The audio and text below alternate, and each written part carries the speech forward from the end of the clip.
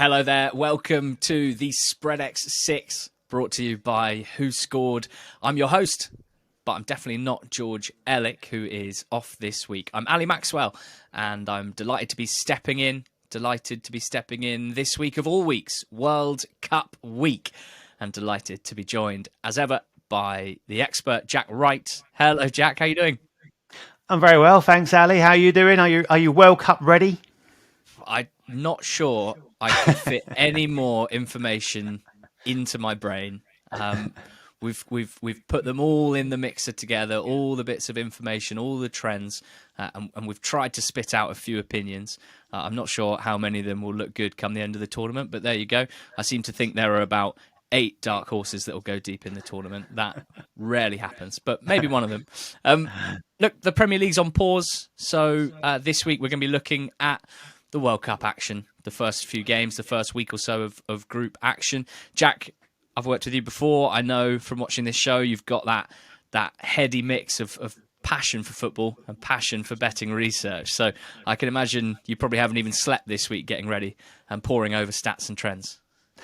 Just this week, I think it's stretched back a little longer than that. Yeah, it's madness. So look at it. It's tough because you obviously, unlike with the Premier League that we normally focus on, we've got that kind of easy to work out head-to-head battles and kind of consistency of stats.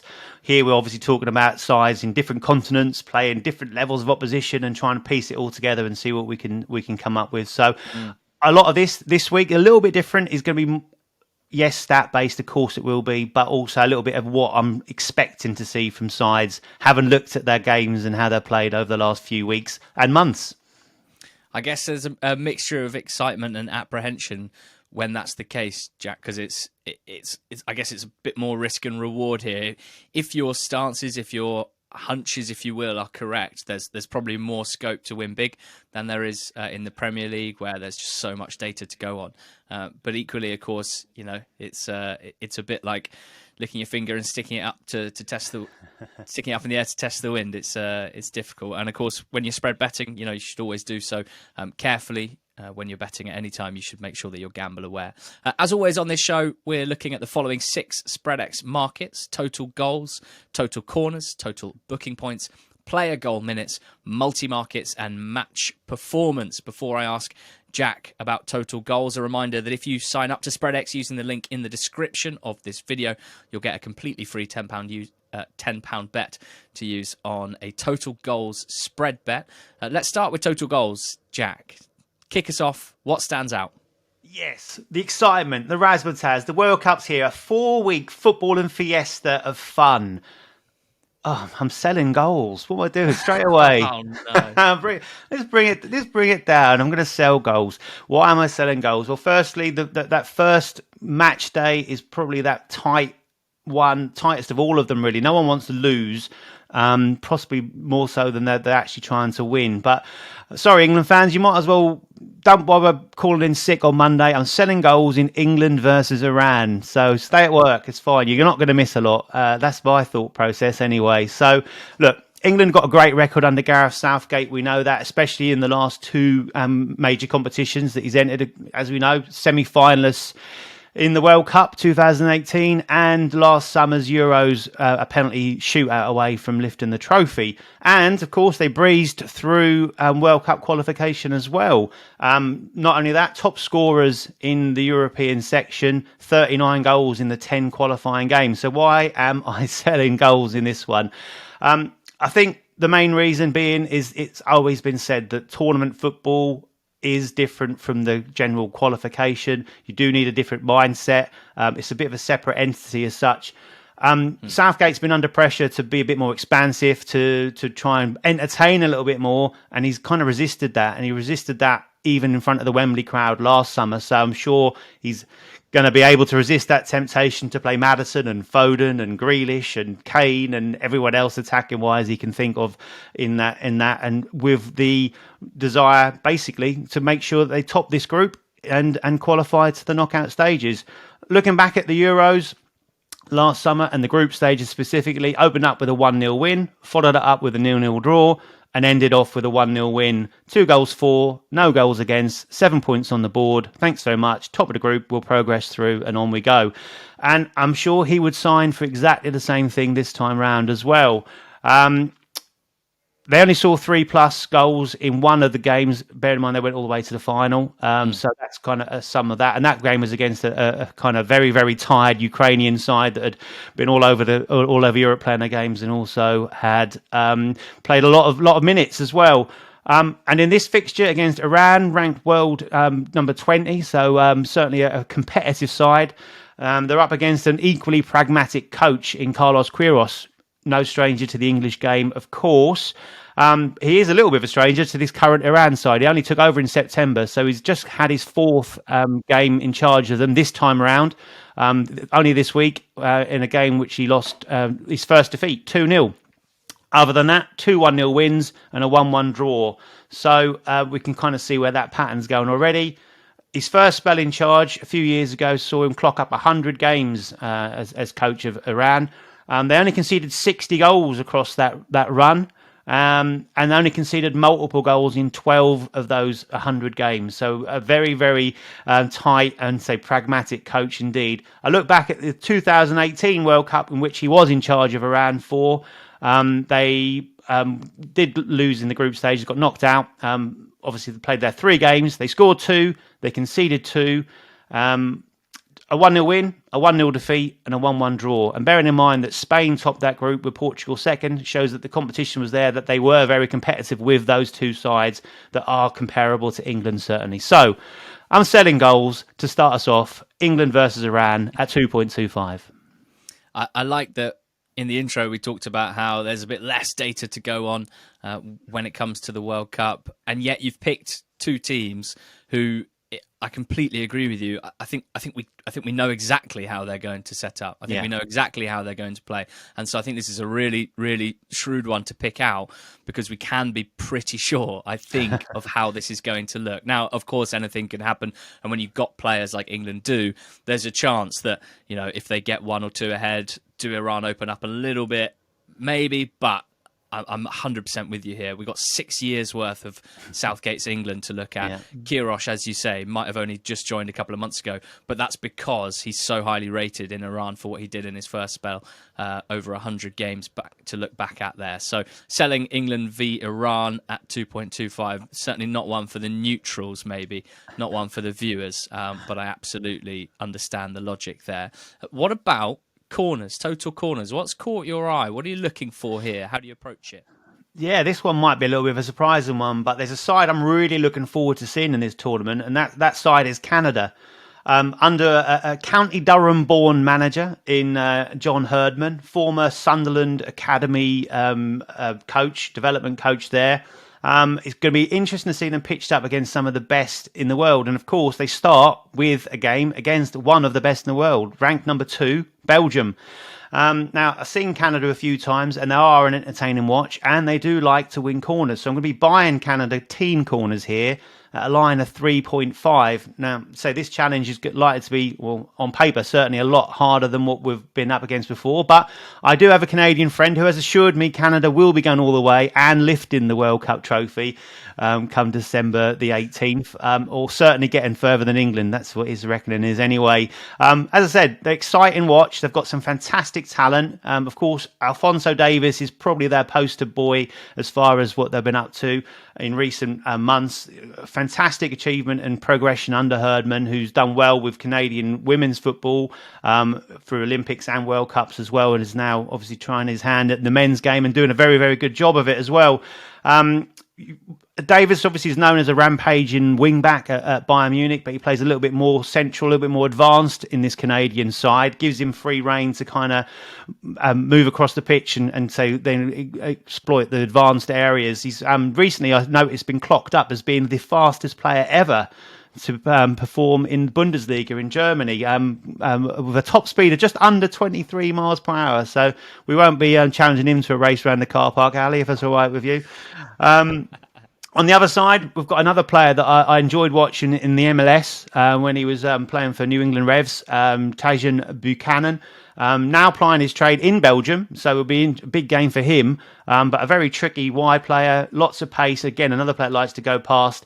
And we'll have a chance of getting at this slightly aging Belgium defensive line, might I add. So Alderweireld and Vertonghen are still in that defence, which say they were in the last international against the Netherlands, so could well be in this one as well. So I don't think they'll be looking forward to that kind of prospect, as well as having to mark Jonathan David, obviously a very good striker, well sought after striker as well, plying his trade in France at Lille. And again, a player that works exceptionally hard, has got good pace and will work across the line. So expect to see plenty of play in transition, on the counter-attack, lots of pace, getting to the byline and crossing, which will result generally in corners. Now, over these games and the stats that I've got, I'm using the last 10 competitive internationals as my barometer, because obviously we don't go too far back.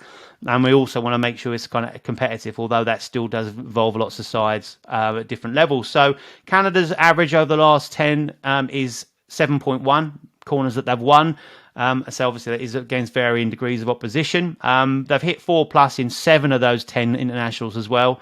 Belgium do concede a few. They average 3.9 concession, but 4+ in all of their last 4 internationals. So we've got a really good chance here against the Canada side that can hit high numbers on their day and could well do so still, even against this Belgium side that are hot favourites to win it. But we're going to be buying Canada team corners here at 3.5.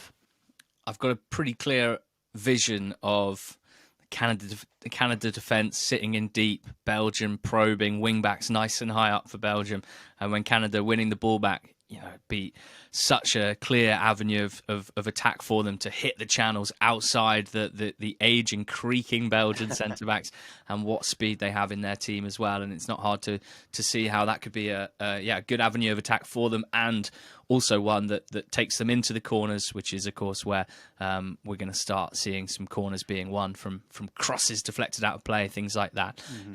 Next up, total booking points. Now, for this market, booking points accumulate with 10 points per yellow card and 25 points for a red card.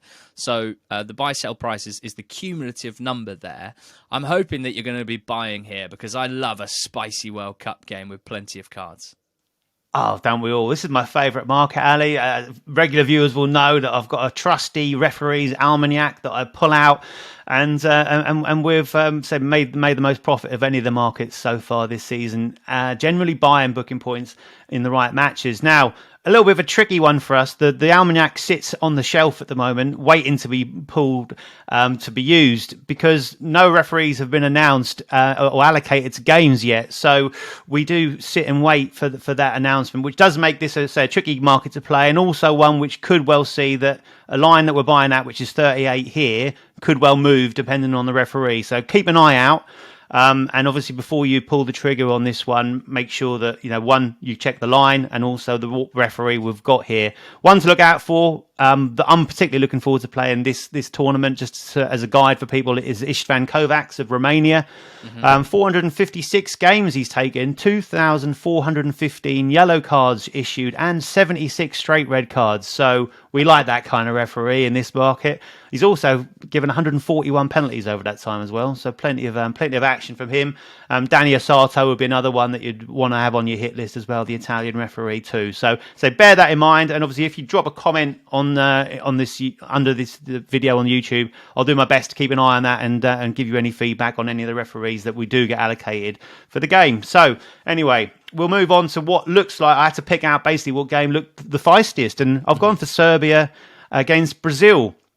Two sides that come into the tournament in really good form, and two sides that I think will want to make a statement here. Brazil, pre-tournament favourites, will want to make sure that they're justifying that and showing that they are going to be the best in the world with the talent that they've got to display. And Serbia, who have upset a few sides in the past, will look to say, well, look, we're here to actually get out of the group this time. One thing we should expect from Serbia, though, I think, is not to sit back and defend. They're an attack-minded team.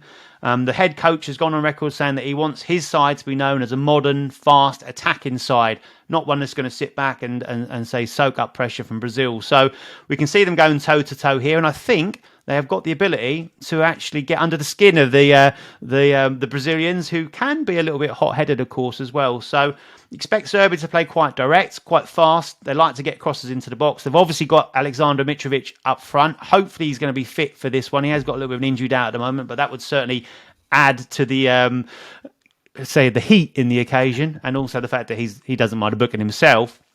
I've looked at the recent 10 internationals. The Serbs have picked up 11 yellow cards in their last 4 competitive. And across their last 10, have seen 42 yellow cards, perfectly evenly split. So given the market, we're looking at 42 as an average. Mm-hmm. And Brazil, as you'd expect from South America, a little bit higher, 50 yellow cards and 2 red cards across their last 10 competitive. That's an average of 55 booking points per game. So we're buying here at 38 currently. There's a few things that I like about this. Firstly, going back to your sort of leading into this and talking about your almanac, is so many different things to get excited about ahead of a World Cup. For some people, it's about the leading lights of the world game establishing themselves in footballing history and folklore. You know, Harry Kane might win back-to-back golden boots. Neymar might win the trophy for Brazil. Messi might end his international career with the one thing that still evades him. And you are looking forward to the referees. You're all about the refs and how litigious they will be or not. And I love that. I absolutely love that. For me, it's about the wonder kids. It's about the new names that will emerge and impress. The second thing I like here is, I was doing a preview yesterday. We were talking about Brazil. We were talking about the pure 1v1 quality that they have in all areas of the pitch, but particularly out wide. And I thought to myself then, if there's a market for basically fouls won or free kicks won in this tournament, I would expect Brazil to be strong favourites for that, given the 1v1 quality that they have. And we were discussing the fact that if you're Serbia, let's say, if you're up against Brazil, you can't triple team Neymar, because you also have to triple team some of their other attackers, and those numbers don't go. So my theory is that there will be so many fouls against Brazil, or fouls that Brazil will win, because teams will basically, if Neymar skips past you, you have to bring him down, because you can't risk 3 or 4 of your defenders having to come across to deal with him, given the talent that they have elsewhere. So I was already thinking about fouls when it comes to Brazil, and them winning their fouls. And of course, too many of those accumulation yellow cards will follow. So buying Brazil v Serbia, I should say, total booking points at 38. Player goal minutes is one that I always love listening to you talk about. I guess in general, when you're buying player goal minutes, you know, you'd love to see 1 goal, but 2 or more goals really is the dream, right? I'm fully on board with the player that you're highlighting here. In fact, I've backed him for the Golden Boot. Same as me, Ali. Yeah, we're on the same page there. I was going to say, I've nailed my colours to the mast by backing Lautaro Martinez as the guy that we're talking about. I've backed him to win the Golden Boot, backed him for player goals in this tournament. We're buying him here at 34, so multi-goals would certainly be very nice indeed. Goal in the second half would do the job, of course, but say a couple would be the icing on the cake. It's a little bit of a shift from my usual. So regular viewers will know I tend to go with a low risk, high reward strategy, looking for those kind of more obscure goal scorers, the defenders, etc., etc. But this one, I'm going for the guy that I think is going to be the leading light in the tournament as far as goal scoring is concerned. For a couple of reasons, Argentina are going to go. I expect to go very deep into the tournament. I've got them as my fancy to win it.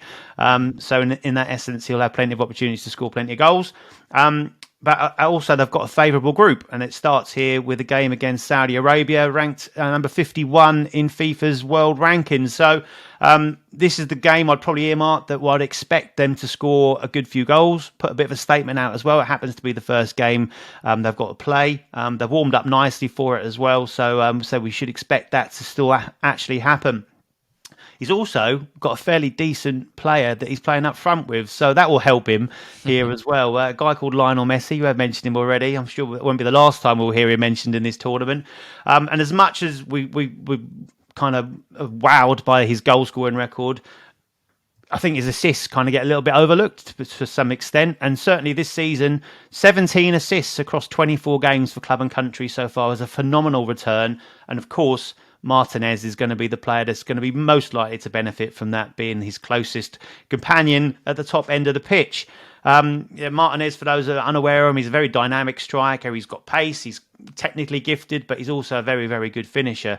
7 in 15 for Inter Milan so far this season. He's playing up front generally with some like Edin Dzeko there. So a shift of player certainly must be quite nice to him coming to international football and now be playing alongside Messi. He scored 2 and 3 for Argentina this season as well, including against Italy in the Finalissima, which pitched, of course, the Coppa winners against the European champions in Italy. 7 in 14 in World Cup qualifying as well, which matched and tied with Lionel Messi for the top goal scorer for Argentina in that. Recently described, or in 2020 described by Hernan Crespo, an Inter Milan and Argentine legend, as very similar to Sergio Aguero, so not a bad comparison. And so that was in 2020, and he's probably arguably got better since then, getting a Ballon d'Or nomination in since then as well. And also was described by a manager as one of the best strikers in the world, and that manager was Mauricio Pochettino, who I think knows one of two things about decent strikers, having worked with a couple in the past. Just looking at his overall stats, 59 in 123 games for Inter Milan over the last 3 and a bit seasons, and 21 in 40 for Argentina, including 10 in the last 15. So he's coming into this tournament in form. Expect a statement here from Argentina in their opening game. We're buying Lautaro Martinez player goal minutes at 34. Lovely pick, lovely pronunciation. And in the team multi-market, Jack, you're staying in Argentina and Saudi Arabia. I am, yeah.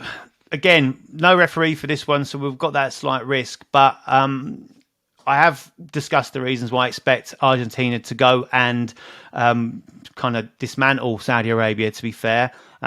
Which, if that follows the pattern I expect, should well see then that this game could well peter out a little bit. It could be put to bed quite quickly.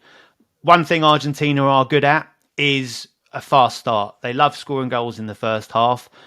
If they do get this kind of effectively won by half time, then that will automatically reduce the corner and card counts, which is what we are selling here. Corners by bookings at 246 is the line. In World Cup qualifying, Argentina were in front at half time in 12 of 17 of their fixtures. Played a friendly this week. They were 4-0 up at half time. As a result of that, there was 9 yellow cards. Sorry, 9 yellow cards. No, there wasn't. 9 corners and 2 yellow cards in that game. So 180 points, which would be a decent win on this market at that sell. And again, looking over those last 10 competitive games, Argentina corners averaged 7 in the match. They only average 4-1 per game, so a low total. They're not going to be throwing the ball into the box, unlike we talked about with Canada, hitting the byline and cutting back and crossing. They're more obviously working through and trying to those intricate passes around the edge of the area. They concede on average 3 per game. Booking points wise, 42, which is quite low for a South American side. The average is 14 themselves, obviously generally dominating possession. And 28 against, which is still a relatively low amount considering the talent they've got. They've actually picked up no yellow cards, which might surprise a few people, in 5 of their last 10 competitive internationals. They're not kind of the Argentina of old as such. As far as Saudi Arabia concerned, their last 10 competitive internationals, have averaged 7.4 match corners and 37.5 booking points per game. So yeah, sell-in at 246 corners by bookings. Okay, remember that market in particular can be a very volatile one, the line at 246. So make sure that you're very wary of your staking for a market like that, and always when you're spread betting. Lastly, Jack, match performance. Now, this is my debut hosting this pod, but I believe I'm right in saying that you almost always sell match performance, but last week you went rogue.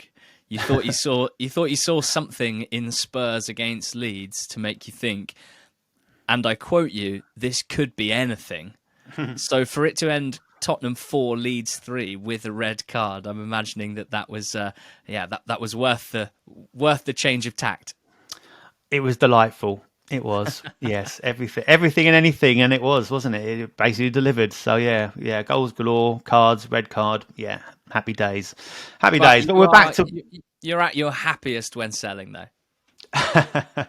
Yes, we are. We are, and we're gonna. Sorry, fans of Group B. I'm picking on you again here. Selling the other game in that group, having sold goals at the top of the show. We're selling match performance here. USA versus Wales at 72. So again, without repeating myself, although I am going to repeat myself, without any referee appointment, this one is subject to change and being volatile, given the fact that obviously the booking points is the biggest denominator in this one. But as far as the match is concerned, this looks like another really tight tie. A game I don't think either of these sides obviously wants to lose. It's a fairly standard thing to say. Probably both would be content with a draw, get a foothold in the group, get a point on the board, and then move on, knowing that they've got the favourite in the group to come up. Yet a loss here for either of those sides could probably be disastrous.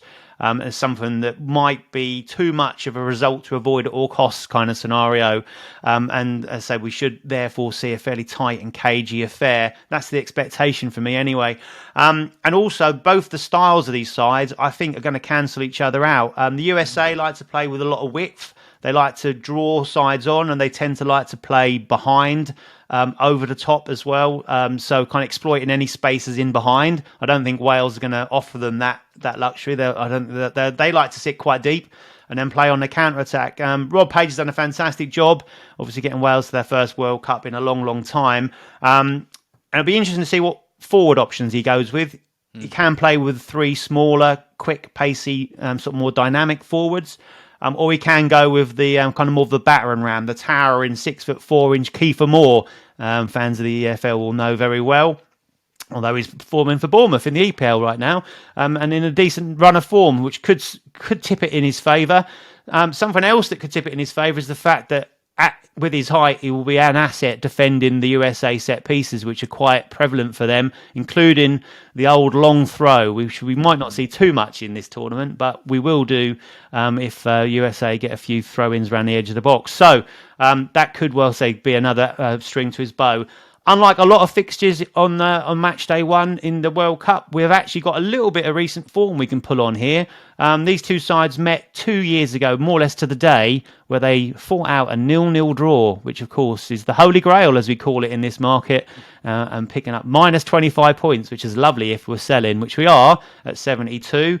Briefly looking at the corners and the card counts here over the last 10 competitive games. The USA games average 8.4 corners per game, 5.7 they win, only 2.7 they concede, so very low corner count there. And with Wales averaging only 4 corners won themselves, we should see that quite low. They concede 4.8 on average, so 8.8 as their match total average. Cards, now of course Spreadex here, the point system is 5 points for a yellow card and 15 for a red, so slightly different from the standard booking points. And very low card counts for both these two sides. So again, depending on the referee being announced, we could be in for good form here. 14 is the average for the USA. They average at 6 points per game, 4 and 8 against. They've actually not picked up a card in 6 of their last 10 competitive games, which is some going. And as far as Wales is concerned, a match total average of 20 over the last 10 competitive games, 10.5 cards 4, booking points 4, and 9.5 again, so a fairly even split. But there we go, all that considered, this looks a really nice one to sell at 72, referee dependent. Love it. Okay, well, the Group B ultras will be disappointed at what you've said about the two games, selling England v Iran at 2.25 in the total goals market, selling match performances for USA against Wales. You're buying Canada team corners at 3.5. You're buying Brazil v Serbia booking points at 38. You're buying Lautaro Martinez goal minutes at 34, and you are selling Argentina, Saudi Arabia in the multi-market at 246. Check out Spreadex for all of these markets and so much more ahead of the World Cup. Jack's given us some brilliant thoughts and tips ahead of the first round of fixtures, but of course we'll be continuing throughout the tournament as well. So check out Spreadex for all of those markets and follow the link in the description if you haven't signed up to Spreadex but you'd like to. You get a £10 free spread bet as well. Terms and conditions apply for that. Make sure you check those out. Lastly, check out Who Scored for a smorgasbord of stats for the World Cup, your one-stop shop for all sorts of statistical data, and the Who Scored YouTube channel full of good things as well to keep you occupied in between games. Make sure you subscribe to this channel and make sure that you watch again next week on the Spreadex Six.